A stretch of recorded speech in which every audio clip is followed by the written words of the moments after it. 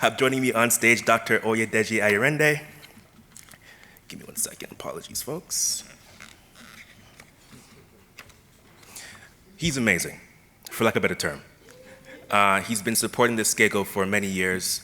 He always takes time out of his busy schedule to be with us. He's a friend, a colleague, a mentor to many of us, and honestly leaves us feeling inspired after every time we have a connection with him. So I want to welcome you, my friend, to the stage and look forward to hearing you moderate the next session. Thank you, sir.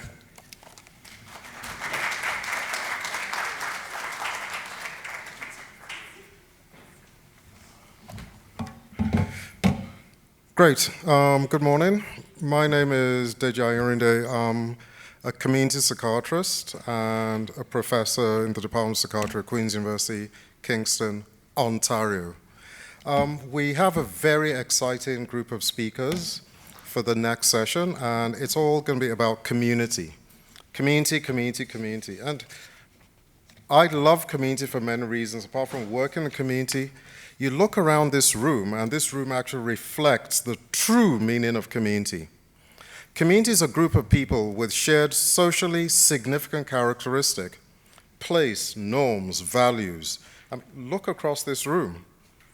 And these are durable, good relationships beyond family. So people who aren't even related, different works of life, different aspects of life experience, all in this room with a shared cause. And the shared cause is improving the lives of people with sickle cell and quality of life with equity, meeting people where they're at. Community derived from the Latin word communis, which is public spirit. And you're going to hear this manifested through the different people speaking next. It's an amazing panel. We heard Dr. Cantor, talk about women leading. Let's see it in action, because we're going to see it in action from community. And that's not new, because women bind community.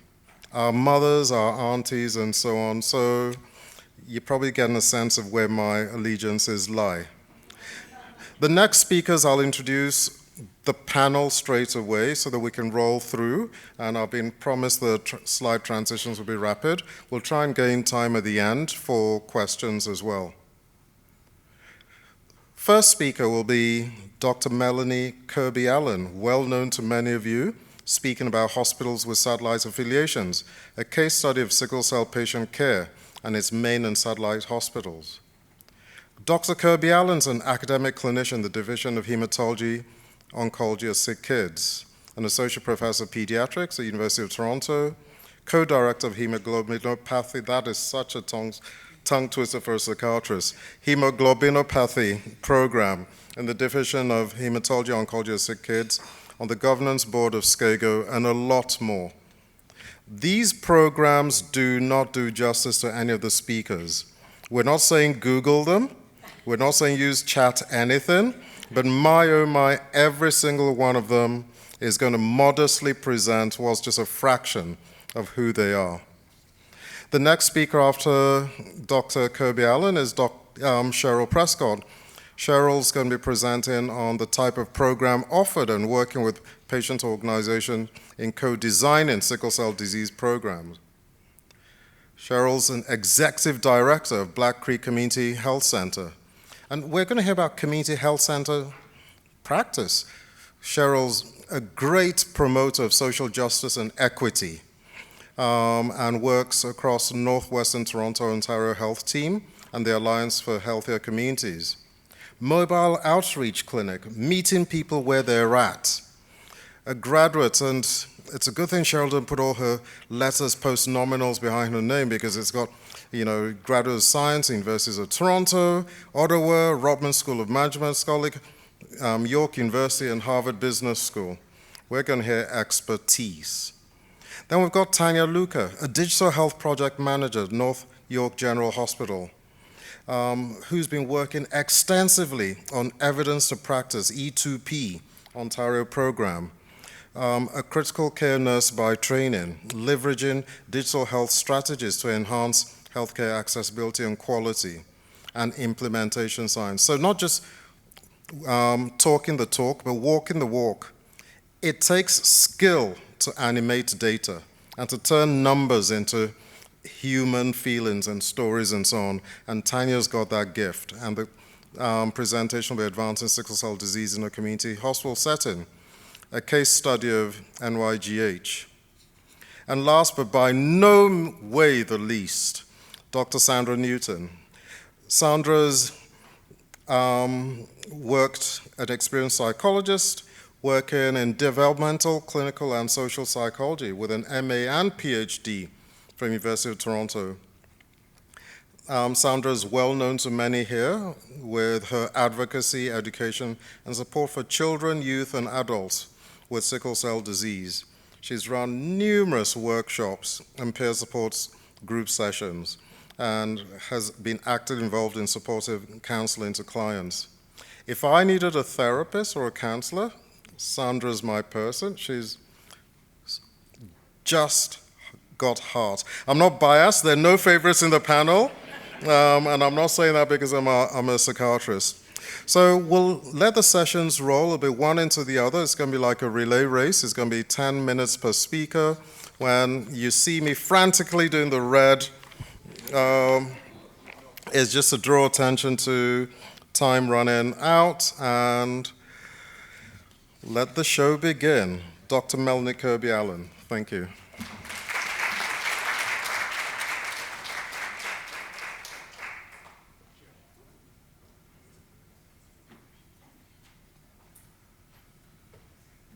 Good morning, everyone, and thank you for inviting me. It's my pleasure to be here.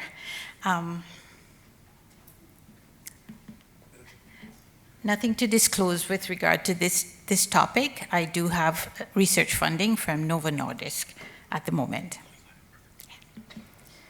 So just a background about our patients with, I'm a pediatrician, pediatric hematologist at Sick Kids. And in the GTA, we have just over 1,000 children with sickle cell disease currently attending our comprehensive care sickle cell program. And the number has grown significantly in the last year with coming out of new immigrants to Canada. We have on an average about 60 to 80 children born through the newborn program for Ontario. For 60 to 90 in Ontario, but in the GTA, it's close to 60 or 70. Travel downtown is costly, time-consuming, lots of construction, and it takes a long time. Our patients come from quite far distances. And so recently, with a lot of discussion and planning, we have established satellite centers within the communities. The two bigger communities, Scarborough and Brampton, had the biggest initial population of patients, and now we have a newer center established in Mississauga. So we now have currently 3 comprehensive care sickle cell satellite centers working in partnership. So for severe forms of sickle cell disease, this is a typical schedule of how we would be seeing our patients from the newborn period. From birth to 12 months, we see our babies every 2 months and every 2 to 3 months, depending on the individual family. We have currently a nurse practitioner run newborn screen program. Over 12 months, our patients get seen every 6 months. Of course, if that's sort of a general schedule, many of our patients would be seen more often than that. And now one of the things that what we do since COVID is we don't physically see everybody in person, but we in between those 6 months, we have telephone calls, sort of it's ongoing with our families. We follow the NIH guidelines, which were established, and for less severe forms of sickle cell disease, we may not see patients as often, but it's very individualized. It truly is individualized care for patients. Now, how does it work for patients? Our newborn screen program, when in Ontario, at CHIO, Children's Hospital East in Ontario, that's where all newborn heel pricks go to for all newborn screening. And from there, the hemoglobinopathy patients are identified and the babies and are sent to the 5 treatment centers across Ontario. So they go usually to the genetic program at SCD for the SCD group of patients, and then they get referred in. They see the patients, they see the family, they do testing with the parents, and then confirm the diagnosis and send them on to us. So a newborn patient would be seen within 2 months. We try to hit them at 6 weeks of age in the program. So why is newborn screening important? First of all, education of the families, getting to know the families getting to trust us as caregivers. Education about fevers, education about, pain comes later, but first of all, fevers, getting them into immunization programming and prophylactic antibiotics, as you know. And then a referral to the satellite center is made at about 12 months of age. I don't know if I like the term satellite. I see the satellite center as a continuous partnership, an extension of the comprehensive care clinic in their independent hospital clinics, but as hopefully a seamless flow for families. Now, how do you determine who goes to which program? It depends on the postal code of the patient, of the family. So each Scarborough, Brampton, Mississauga, they have a catchment area based on a postal code. So we go through as we see our patients, whichever postal code they are, if they're within one of those centers, they go to those centers. We'd refer them. If not, they'll stay with us if it's outside of those 3 centers. The exceptions, so newborn screen babies are well, generally. If we have a patient who's already in the system or fresh into the system with stroke, a history of stroke on a chronic transfusion program, those patients stay with us at SCD in the comprehensive care center. Some families are hesitant to, once they've got to know us, to go to another center, so that can take a bit of convincing. It also depends on the experience they've had, if they've had previous experience in that hospital's emergency room. So that takes a lot of education and building trust. And once they've experienced it, then they actually want to stay with the centers for a number of things. It's easier to get there. Parking is cheaper than downtown. They get in and out of clinic. The wait is much shorter than with our clinic.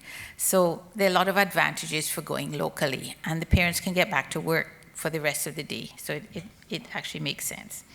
Any people with unique complications, we would hold on to them and not take them out to the satellite centers. In terms of how often the centers see them, they see them as per the guidelines that we've established, and we try to have them be seen by us at least once a year in these at SCD, but more often as is needed, and nothing's fixed in stone. So as if something starts happening with a patient, then it changes. They can come to see us more often if that's needed, or also if there's a comfort level with the primary caregiver, the caregivers out in the community satellite centers, then nothing's fixed in stone. It's fluid. Patients come and see us at least once a year, because currently the transcranial Doppler screening is done only at SCD. So we make that the annual visit. They get this transcranial Doppler screening and with us at SCD. Other situations that we are actually just talking with the satellite centers actually this week about is any surgeries. Currently we would like our patients to all have surgery at SCD, or pediatric patients. It takes having a surgery. It's not that if the surgeon doesn't have the expertise to do the procedure, they do, but it's the perioperative management that makes a difference. And even when we do everything perfectly, we still have a small percentage of patients that do get complications. Most that we're concerned about are acute chest syndrome. So currently we prefer to have all of our surgeries done in the main center.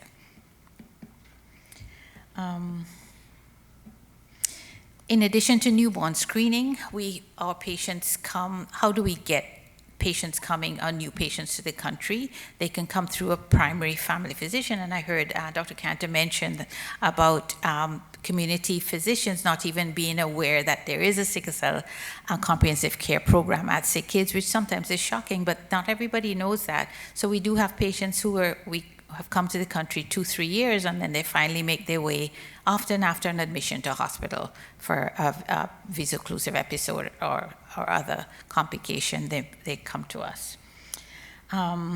We initiate hydroxyurea, which is our current almost standard of care for patients. And with that, we share care with the satellite center in managing hydroxyurea, increasing doses as weight increases, etc. And currently we have, how do we communicate, is we have Connecting Ontario system, which we have access to blood work done in the community, notes done by other physicians in emergency rooms, and both sets of centers have that access. And there's always the telephone and email for you seeing a patient in their satellite center at this moment, and you need something, we talk to each other. Now, who are the personnel in the local clinic? Similar to the primary comprehensive care clinic at Sick Kids, a physician who could be a pediatrician or pediatric hematologist. So Dr. Cantor talked about who's a sickle cell specialist. First of all, you have to have the interest and the drive to learn about sickle cell disease and commitment. And so it does not have to be a pediatric hematologist. In fact, there's a very little hematology that we do around sickle cell patients. Is pediatric medicine recognizing complications related to sickle cell disease. A nurse practitioner, most centers have, contact RN, who's the go-to person for the patients most of the time, and a social worker. Social workers are not easy to come by, and the funding is limited, so that we have variations within each program. And then the pediatric subspecialists are in many different centers, don't always have to come to Sick Kids. For example, ophthalmology assessments. We've discovered recently, well, I was unaware that our optometrist at Sick Kids is who sees all of our patients. And then when she sees something that's abnormal, then she refers to the ophthalmologist. So now we're getting more optometrists in the community aware, and we refer to them, and then they refer back into ophthalmology if needed. Thank you. That's just a short program. Thank you so much, Dr. Kirby. We'll take questions at the end, so just take your notes and so on, and this is going to be an amazing relay. So, Dr. Pascal.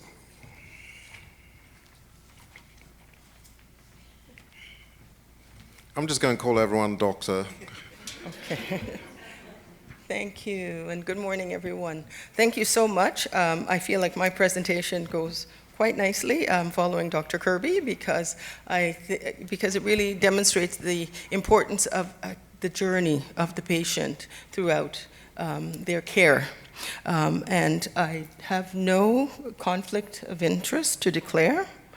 I believe I have to say that one first. So, and I'm really here to just share our experience at Black Creek Community Health Center in this journey with sickle cell disease, which began several years ago, starting with our partnership with SCAGO, and it's just been really eye-opening and really instrumental in helping us to support individuals in our community. So Black Creek Community Health Center is located in the northwest part of Toronto. And as Dr. Kirby said, for many of the individuals who live in different parts of our city, it's very difficult with transportation to get down to the centers. So it's important for us to develop some sort of places within the geographic area that someone lives for them to get care. So at our community health center, we have increasingly had many referrals from sick kids, from the UHN program in downtown Toronto for individuals with sickle cell to receive primary care. So I wanted to start with a story that I heard just the other day from one of our primary care nurse practitioners. And it was really, I titled this M's Story and Unmasking Behind the Mask of Depression. So when this individual, a 17-year-old teenager, presented the chief complaint, with his mom actually, the chief complaint was that he was suffering from depression. So because we have an interdisciplinary team of providers, one of the first things the nurse practitioner did was to refer him to a social worker on our team. The social worker heard the story from this young man.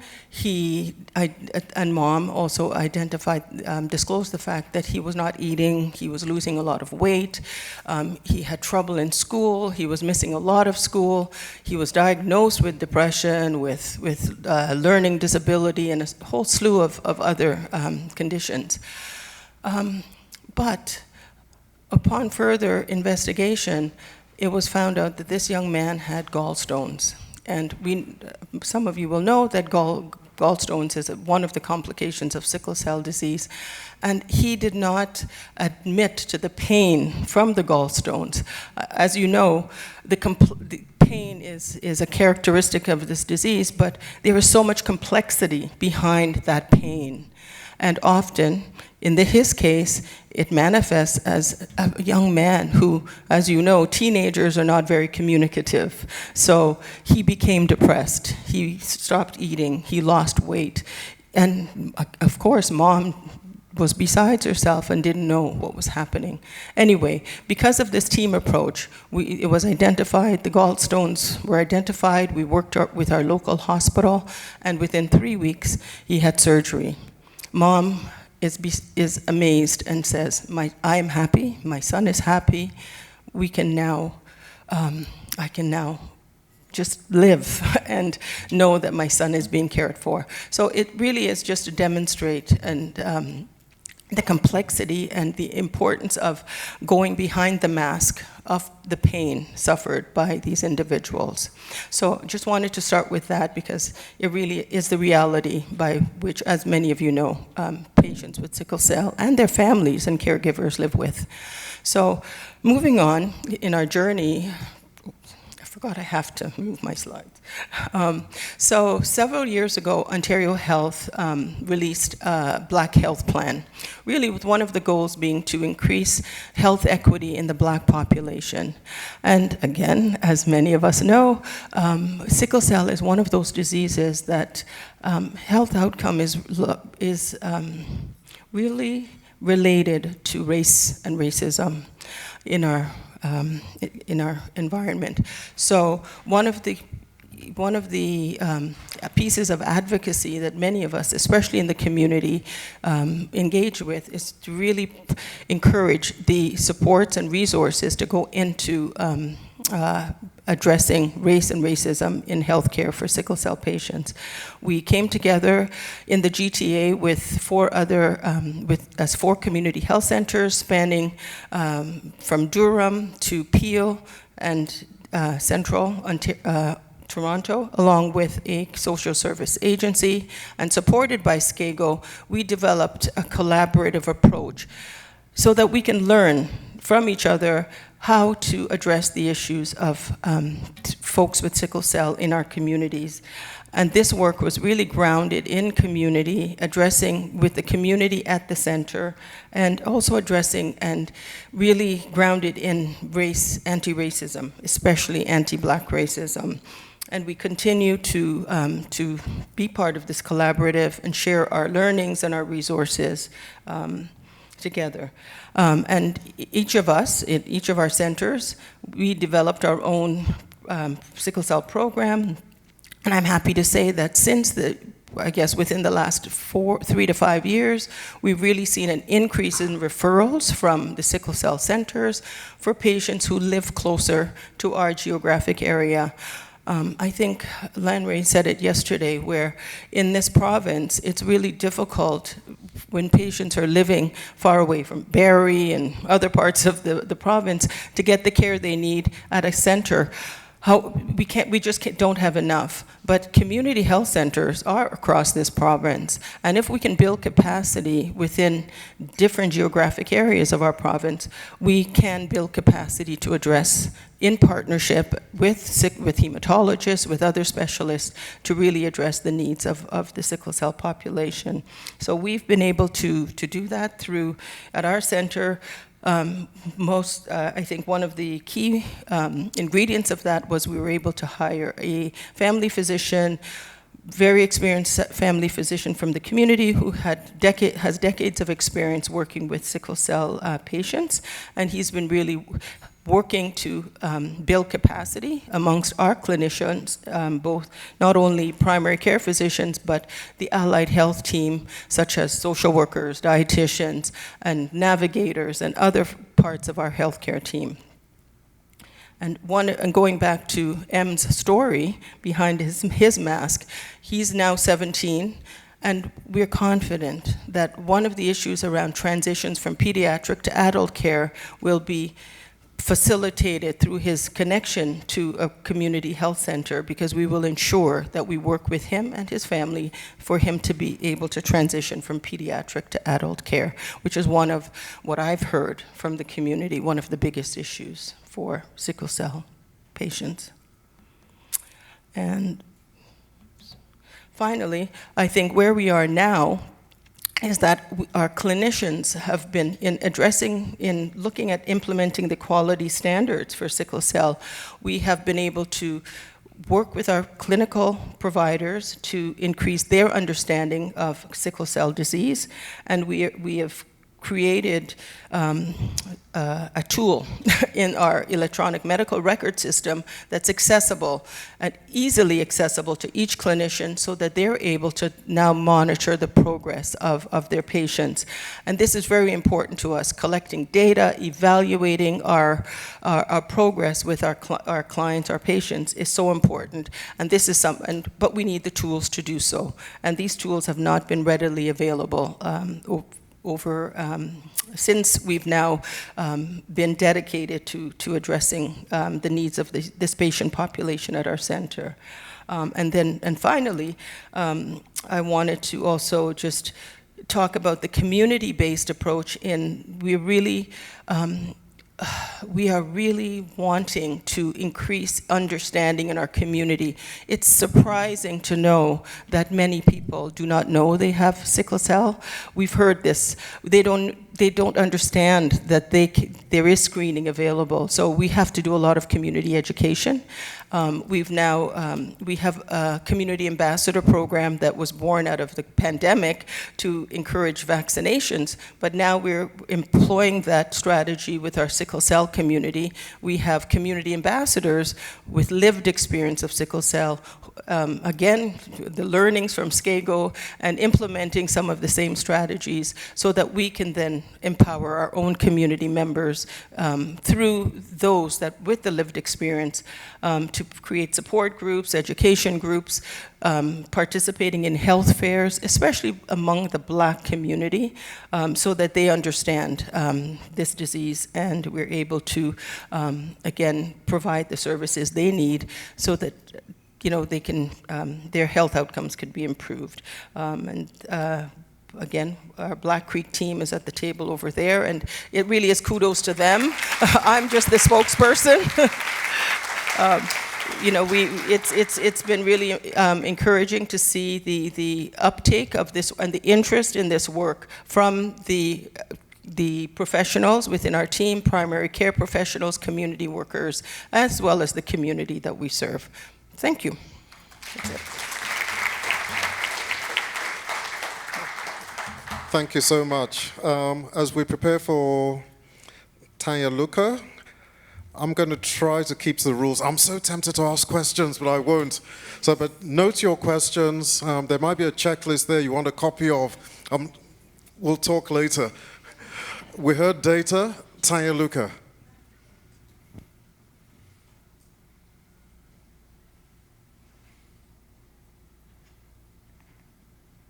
Hello, everyone. Thank you so much for inviting me today. I have a lot to say. I'm going to talk fast, and if you have extra questions, come see me after by my poster at 1 o'clock. I am here today. I do represent no conflicts of interest. However, as it was mentioned earlier, I do support the Evidence to Practice program through North York General. So I'm here today to talk about a case study at North York General, but Evidence to Practice is also kind of the foundation for work that has happened at our organization. So Evidence to Practice looks to action the sickle cell disease quality standards. We want to bring that best practice to clinicians' fingertips. But we all know in this room there is a time gap between when best practice is released and when it actually starts being actioned in real life. And so what we're going to talk about today are how we're looking at those barriers, particularly when it comes to a sickle cell disease patient who's transitioning from pediatrics to adult. We know they now are facing new barriers. Stigmatization. They're being seen as drug seeking when in reality, the evidence shows they do not over-index from the general population. But when you look at providers and the research of providers, the provider perception is that they do. And so we're starting there with a problem. We also know they're waiting longer in the ED than they were as a pediatric patient. We know they no longer have access to knowledgeable providers.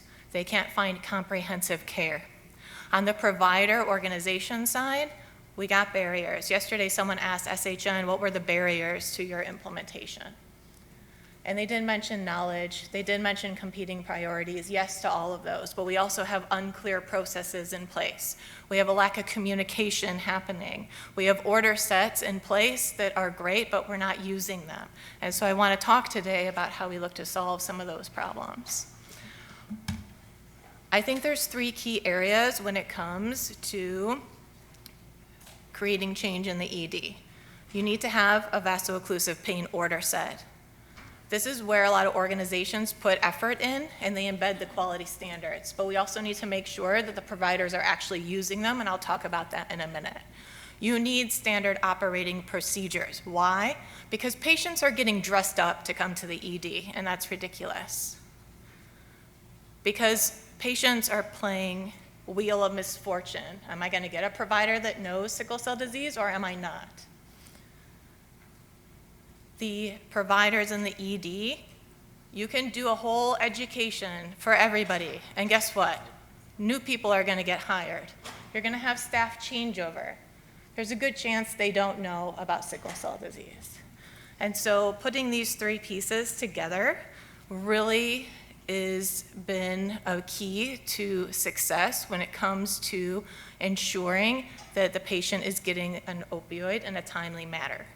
Part of the standard operating procedure is making sure a CTAS score is assigned appropriately. For those of you that don't know, Canadian Triage and Acuity Score, number 1 is the most severe.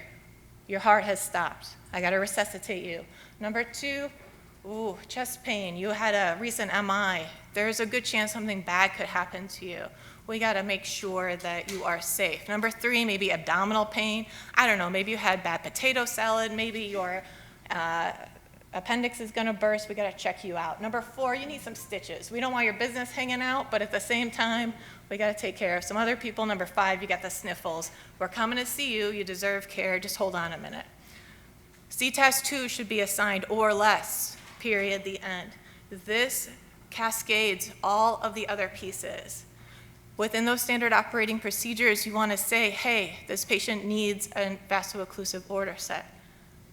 We talk a lot about how patients with sickle cell disease are living longer, but at the same time, when we get to that adulthood piece, there's that increased risk of mortality. And so the physician needs to be seeing them not just for their pain, but a vaso-occlusive pain episode can be a start of something much more serious.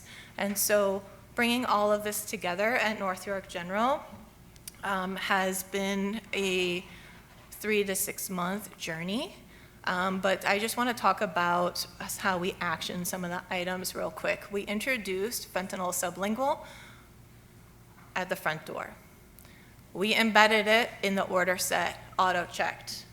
Like I said, we've got these great order sets in a lot of organizations, but they're not being used. We made it so the provider can only access this if they use the order set. We helped educate our staff about the safety of using fentanyl sublingual. We want to bridge the pain management until we can get something more reasonable, get access to an IV, but why should the patient be waiting? We updated our blood bank notification on every single order set in the hospital for a sickle cell disease patient. Patients at high risk of transfusion, why are we going to wait until we're transfusing a patient and it's go time to start screening them? Let's screen them early. We made things more easy for the provider to use. We grouped labs together. We just separated some other key categories. We made initial versus maintenance orders. We made sure we differentiated between opioid tolerant and patients who are not opioid tolerant. Little changes like that have had a big impact. And so how are we doing? Before we started this, our wait times to first opioid from triage were like 110 minutes. Yeah, boo. We're down. First month, we went down to 72 minutes. That's better. More education. Next month, 21 minutes, 25 minutes, 30 minutes. We have seen significant change because we had processes in place to help support that. I'm going to keep flying through here. Why sublingual fentanyl? No physical exam, laboratory, or findings are going to declare vaso-occlusive pain episode when these patients walk in the door. Why do you need to get dressed up to come into the ED? Why don't we just have a procedure there where you get access to pain management, and not just any access, non-invasive, painless, easy, and convenient access to pain management? Again, that is auto-checked in the order set. Our doctors are all on board. They know when they enter that order set, it's made available. Does every patient want it? No, and that's okay. We'll get other pain management that fits you better, but it's there. Guess what? Patients don't go home, they stay. We all know this. And again, we face gaps in care when we get to the inpatient setting. And so, again, we took the quality statements to action them. We looked at our vaso-occlusive pain order sets. We updated them. We looked at a care plan. We did have a care plan before, but it was really comprehensive. In fact, it was too good. It was so good we weren't using it because the usability feature of it wasn't that great. So we changed it, and I'll talk about that in a minute, to focus on what they're here for, which is pain. And then again, education and training, education and training. So from the order set perspective, we updated our pain assessment to align with the workflows, and we educated. Guess what? Pain scales don't work well for sickle cell disease patients, okay? Your pain went from a 9 to an 8. What does that really mean? How are we having a meaningful conversation about pain? Incorporating education within the order. You're asking someone to do incentive spirometry? Why? To prevent acute chest syndrome. Now you know, and guess what? You can tell them, because doing incentive spirometry is really annoying. And as a patient, I'm going to want to know why I'm getting stuck doing it every 2 hours. Informed coping strategies. Dr. Archer talked yesterday about medical dehumanization, and that is so meaningful here. We had to teach about non-pharmacological interventions because it's not actually a common term. We had to include very specific things in here. You'll notice things like warm blanket, water, but you'll also see other things embedded in there. Support person, distraction with technology. I use myself as an example. Decades ago, I was an ED trauma nurse in Chicago, and I would see somebody on their phone and be like, maybe you're not in that much pain if you're on your phone. And I was wrong. It was a coping strategy. Same way when I get home at night and I'm tired, scrolling through my Instagram. Coping strategy, education. We changed the care plan. It is now a strength-based approach. Some of the initial group wanted it to be a flow sheet, functional pain assessment. If you're asking yourself right now, what are functional pain goals? Great, some of our nurses didn't know, and I'd say actually most of them didn't know.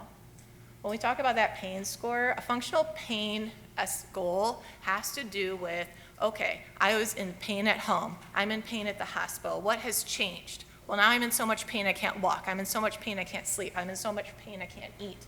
Let's get you back to a functional level, because it might not take away all of your pain. And let's change the questions, so instead of being a data monkey like we get these flow sheets as providers, we're just entering data. Let's change it so we can have a meaningful conversation with the patient. What non-pharmacological treatment helps you at home? Maybe I can reproduce that. Let's make sure also that within the health information system, when you come back, I can easily click twice and it's right there at my fingertips. I don't got to come and ask the question again and again and again. And so where we've seen our lessons learned from this implementation, I'm at 0 minutes, I know, sorry, is really just prioritization and alignment. Leadership has to be at the table. We had a chief, we had a director, everybody was sitting in those meetings. VP is getting data reports. We pull data on whether or not every single patient has an order set. Every single patient needs to have the appropriate CTAS score. We also worked with our village. We reached out to UHN, Lake Ridge, anyone who could possibly help to have a conversation, and we had conversations with them. And now I'm just really excited to be part of this village here, and so organizations are welcome to reach out to me as well. That's it.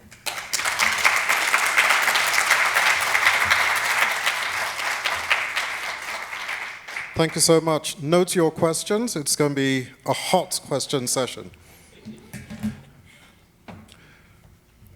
Actually, I have Dr. Newton. questions. This is extremely exciting to listen to this. And I think one of the best things about a session like this is that users of these supports will understand what's happening on the back end, the intention, the planning, so that you know what to ask for as well. So thank you to panelists going before, and I'm going to just share our last segment today. I'd like to talk about SCEGO's programs, and case studies have been our way of presenting these things. So I'm going to continue with that, but I want to start with a bit of background first, and conflict of interest disclosure is that I am part of the SCEGO team. I'm one of the contractors and the psychosocial lead, so I thought I'd better get that out there. And, oh, am I turning things? What am I doing wrong here? Oh, things are going better. Okay. It's great to be able to speak about what SCEGO does in its 20th year. We had an anniversary this year, and we're now closer to 21 than we were before June 14th. But we had a chance to celebrate that in June at the gala. I did want to share a bit about how we got here in order to talk about where we continue and want to go. This started as a philanthropic organization. Ms. Lanray and her family and a small group of supporters began this in memory of a loved one. And I think that grassroots nature of it is one of the things that makes SCEGO so amazing and effective. So as you might imagine, over time, we've expanded the crew, and we're able to do more with more people. I am a contractor, as mentioned, and I'm here with others that also work with SCEGO to help deliver care in a variety of ways that I'll use or illustrate through the case study. Started with individuals who might seek us and contact us, or let's just be plain about it, call Ms. Lanray and ask for support. And now, of course, we have groups that we're able to focus on, and we're able to influence systems of care. So you see the growth in 20 years, and I think it's considerable. I think we do our work best because we've understood through just the years and the relationship building that partnership is the way.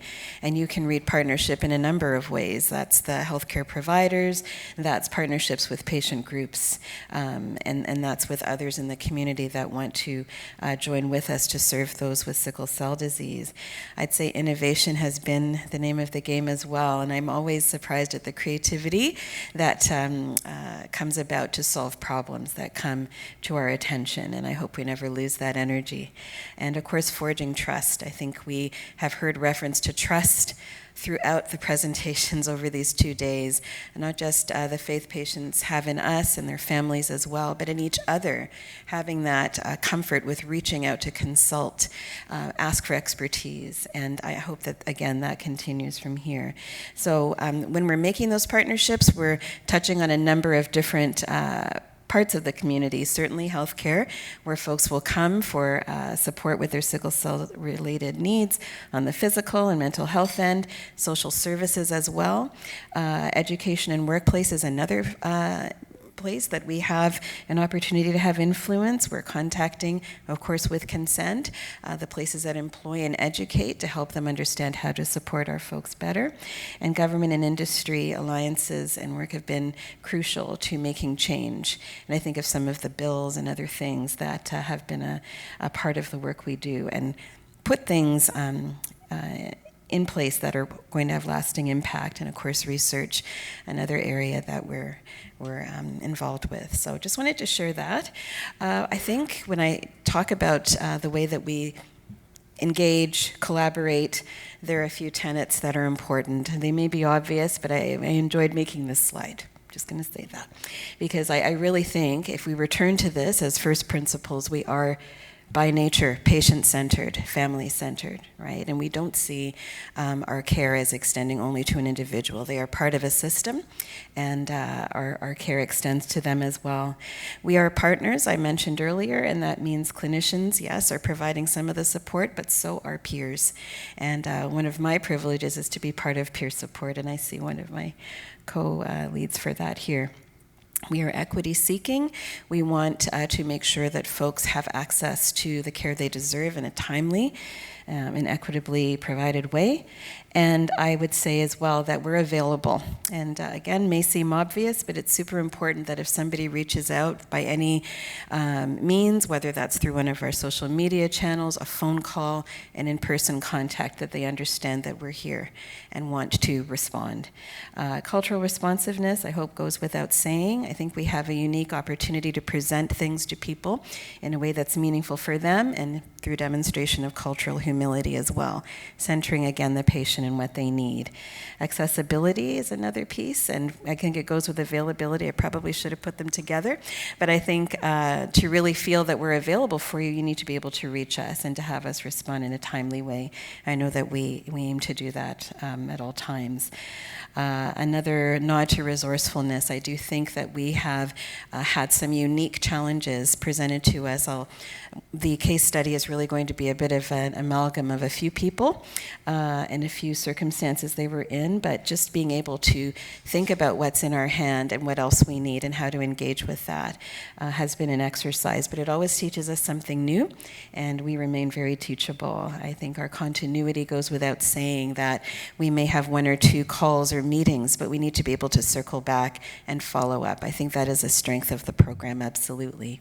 And I give huge credit to those that are doing the service providing alongside. I've just mentioned no wrong door here. I borrow that without embarrassment from another sector. No wrong door is a ministry document in education, and it speaks to mental health services for children and youth. And likewise, I would like people to have that experience when they come to us, whether it's through one of those social media channels or an in-person contact or online or what have you. I'd like folks, whatever their entry point, to be able to be connected with what they need. And I think that we're being successful there as well.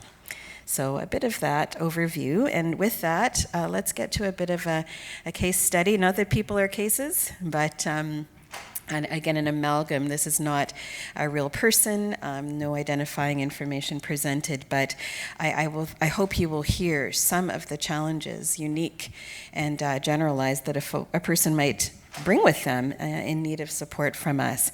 Nana is, in this scenario, a 20-something-year-old undergraduate student who's come to this country hoping for learning opportunities, and very excited about that. It's taken a lot to get him here. That said, he's a newcomer in a country with climate differences, ways of doing things differences, any number of new experiences on his plate. Importantly, without a social network. Even though there's capacity to develop one, I think everyone in this room understands how important it is to have your village with you. In Nana's case, not local, and so an opportunity for us to join with Nana. But other challenges that Nana was facing had to do with income and transportation. Having put all of those funds together to be here, to immigrate, now those other necessaries are challenging to meet. The food, the shelter, the other things. Nana, just through a combination of immigration-based challenges, the stress of even a positive thing like coming to a new country for school, found himself having a number of pain episodes that were difficult to manage at home and required presentation to an emergency room. However, this young person had not, prior to immigrating, obtained coverage that would have met some of those needs for emergency and perhaps inpatient care, and didn't know to know that. Really trusted that that sort of thing, I think, would have been presented to him up front. That said, even though English-speaking individual, clearly educated, and all the rest, finds himself unable to, at least at the toughest times, relate his needs to the emergency room team, and struggles to get needs met in that way. And has some other things that come up upon discharge. There is a bill, a glaringly large bill, medications that are recommended but aren't easy to afford, and also is facing some interruptions around schooling and other things that require some advocacy. So if I could, very quickly, in under 2 minutes, mention some of the ways, I hope this illustrates many of the entry points, again, that no wrong door to enter, and lots of things that could be helpful for Nana. I will start centrally and move out. He's at the center, of course. Right away, this is a person who would benefit from connection with community health centers, which have that mandate for the uninsured and maybe can be a primary care point. I mentioned the need for community. We have a peer support group, virtual and in person, in each of our areas ready. This is a person that also benefited from some legal consultation through our channels.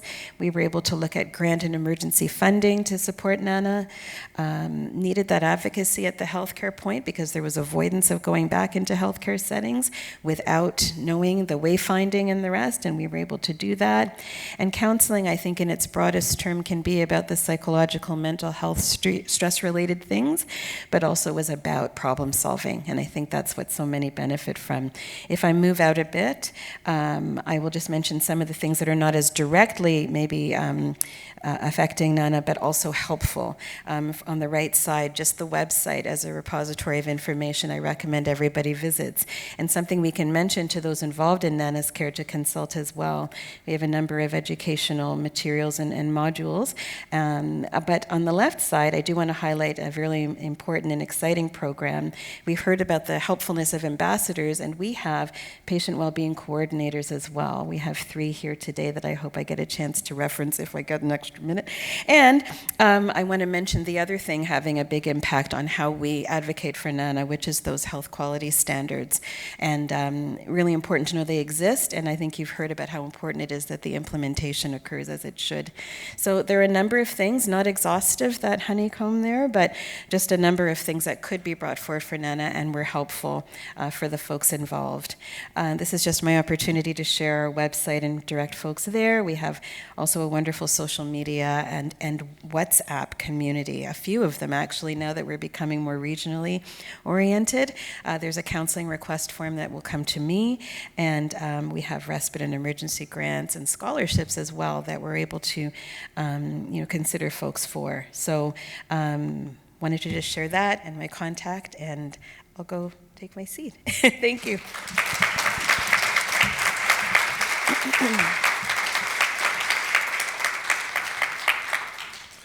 Thank you very much. So I've got Delaney sitting next to me, and he told me I should end the session by 11:40, but he was clapping into the time.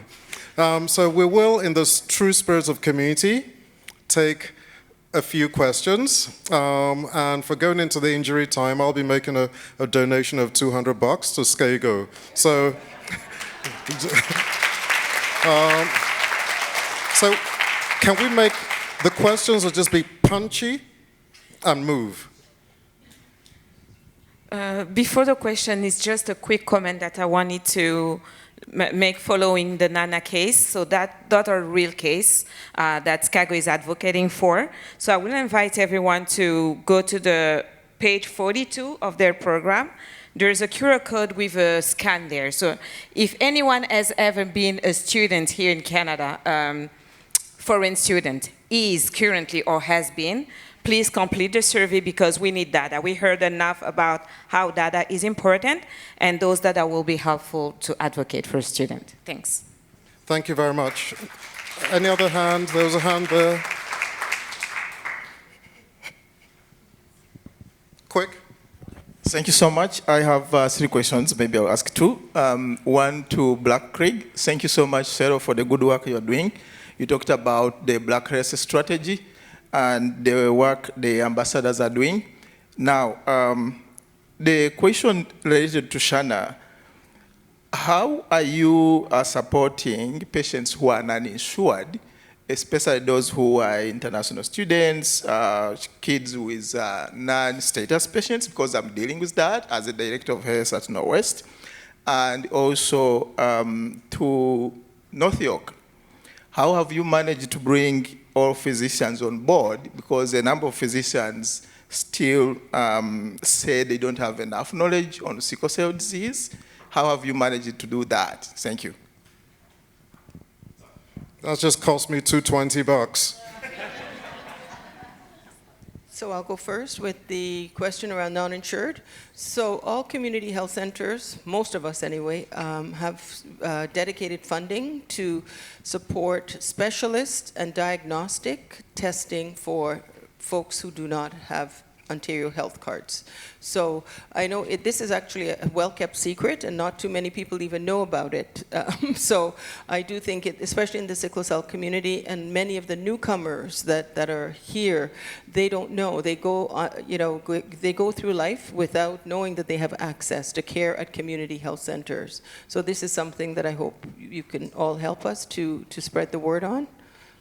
And I know it goes beyond specialists and diagnostics. The case of Nana, I think we see that a lot. Right now we're dealing with someone who needs surgery and who needs some rehabilitation, and there's a cost. And unfortunately what happens, because of interruptions in education and lack of employment, good employment. For example, we have a patient who had a factory job who, standing all day, his condition worsened. He now needs a hip replacement, and he will need considerable rehabilitation, and he will not be able to work, especially in a factory, standing on his feet. So we do have to talk about precarious employment for this community as well. And as a community health center, these are issues we talk about and deal with all the time. Thank you. I'll answer my question real quick.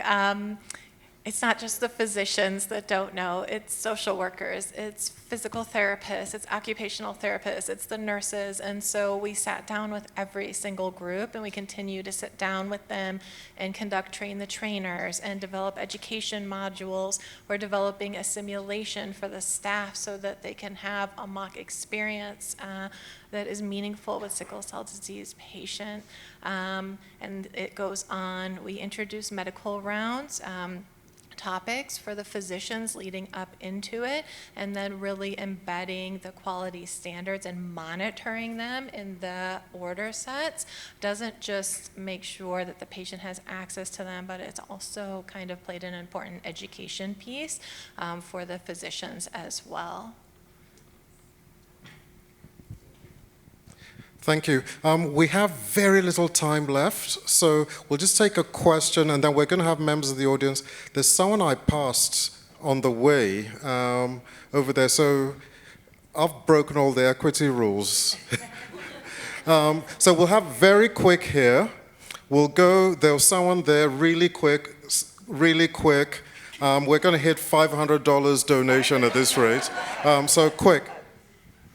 Good afternoon. Melanie, can you just tell me, for Lakeridge Health, should we be referring our pediatric patients to sick kids, or are you saying we should be referring them now to the satellites if they live closer to the satellites? Thank you.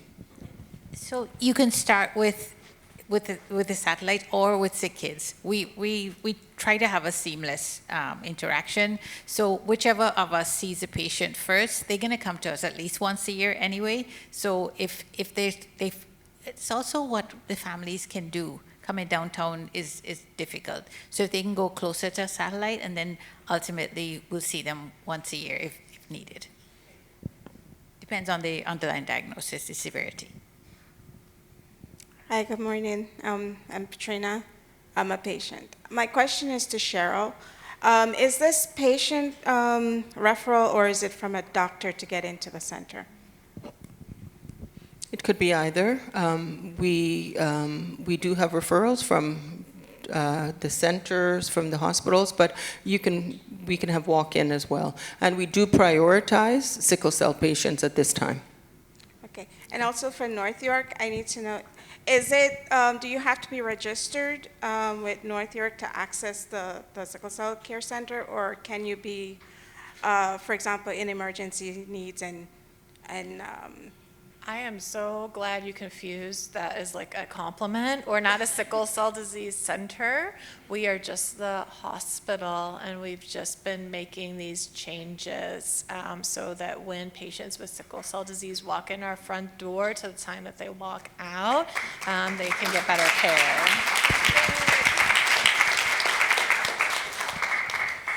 Thank you. And finally, and the physicians in the house, just get ready to top up to get to the 500 mark.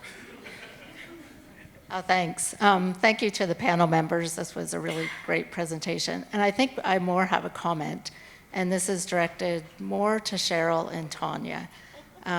So I'm a nurse practitioner in cardiac disease, and I am also a professor at the Faculty of Nursing. And my interests are in sex, gender, cardiovascular disease, and patient engagement. So I guess this is more of a comment around being an advocate for women, all women, and younger women are dying of cardiovascular disease.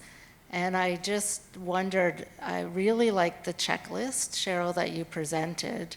And I just wondered about, you have a component on equity, if you've thought about including something around sex gender, because women's chest pain presentations are different than men. And certainly I think as we transverse across the lifespan, we need to consider the risk of women presenting with chest pain. We can't just assume it's not cardiac related in all cases. And that same comment sort of goes to you too, Tanya, around the CTAS score. I mean, ruling out chest pain in women who have now more sort of non-obstructive disease. So our presentations can be a little bit more vague than those of men. So just a comment. Thank you. Fantastic comments. We'll be taking contributions for all people with titles called professor as well. So this has been an amazing session. Just some keywords. Note these faces and ask them questions, and we'll be contacting them to find out what sort of questions have been asked. But a few things we've heard about, I'm talking really manically fast because of time. We've heard about new Canadians and access, birth, heel pricks, postal codes and the importance of that, and making arrangements for perioperative care as well. We've heard behind the mask of depression. I'm biased, I'm a psychiatrist, but the link between depression, gallstones, family, and so on, and my oh my, that BCCHC audit checklist, the sort of things you have in your back pocket and keep your providers on cue. We heard about adolescence to adulthood, the wheel of misfortune. I see SCOGO developing a board game here that's going to be educating, and some of us will contribute to it. Training data and order sets, so that data sets and order sets can train clinicians. And how often do we ever hear a clinician say, I was wrong? Thank you. The whole idea of community, and asking ourselves, is your community complete? Are your networks complete if you don't know someone with sickle cell? And if not, why not? A rhetorical question. We heard about partnerships, innovating, forging trust, equity seeking. And I challenge Sandra, that not everyone is equity seeking. Some are equity deserving and others are equity denied. And are we able to be in those spaces as well? And recognizing there's no wrong door. So as you are here, there are 4 doors out. It's nearly break time. And for the professors and doctors in the house, it's $250 going up, mission $500 by the end of the day. Thank you. Oh my God, round of applause, round of applause. So you heard it from Dr. Deji. We're going to break a very, very, very rushed break. I apologize. We had a bit of a late start, so I want to make sure we keep the time. For those of you that just joined, please do feel free to scan the QR code, complete the post-session evaluation, and please join me once again in a round of applause for Dr. Deji and his fantastic moderation, our fantastic panel, and we'll go to the break. A round of applause to our speakers, please. Thank you very much. Thank you.